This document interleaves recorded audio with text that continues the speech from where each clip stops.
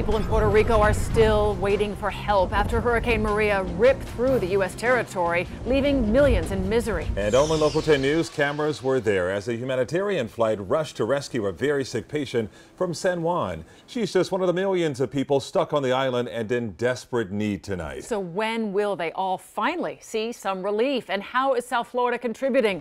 Local 10 News reporter Louis Aguirre is live at Miami International Airport with the details. Louis. Lori, Calvin, the supply chain is broken. The problem isn't South Florida stepping up with relief supplies. That's happening. The problem is getting those relief supplies to Puerto Rico and then distributing those supplies once they get on the island. There aren't enough truck drivers to drive the trucks. There is no fuel to power those trucks. This is a huge humanitarian crisis. So tonight, the big question is, why isn't help happening fast enough? We can't get on a plane. The airport's right there. I can't get on a plane to help them. There's no way to get help for them.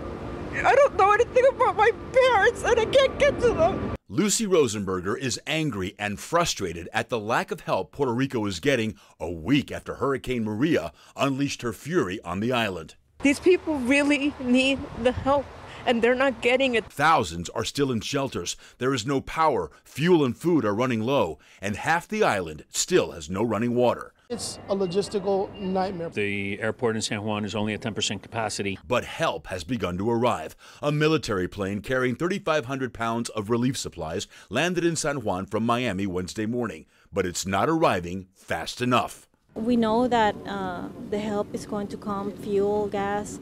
The thing is that it's taking a little bit long. South Florida warehouses like these sit packed with donations bound for Puerto Rico, but actually getting them there is a major challenge, and FEMA is under fire. The only options we have are flights and ships. Only U.S. ships are allowed into port. But if President Trump lifts the Jones Act like he did for Florida and Texas after Irma and Harvey, it would allow foreign ships to join in and help bring relief supplies. But the president has yet to do so because the U.S. shipping industry opposes the waiver. Puerto Rico's governor is not having it. During Harvey, we sent out resources to Texas as well so that they can help in the rescue process. And now it's the time to take a quick decision and help out Puerto Rico. It's so hard to keep it together.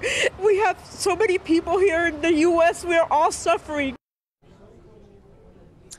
3.4 million people on the island of Puerto Rico, and the situation gets more dire by the minute. But help is on the way. American Airlines announcing today that they are adding a fourth flight beginning tomorrow into and out of San Juan. They are also going to begin service to St. Thomas. They've not serviced St. Thomas since before Irma. And we're also getting word that tomorrow Florida Governor Rick Scott will travel to St. Juan to help coordinate response and recovery efforts. I'm going to send it back to you guys in the studio for now. Live from MIA, Louis Aguirre, Local 10 News. Okay, Louis, thanks a lot.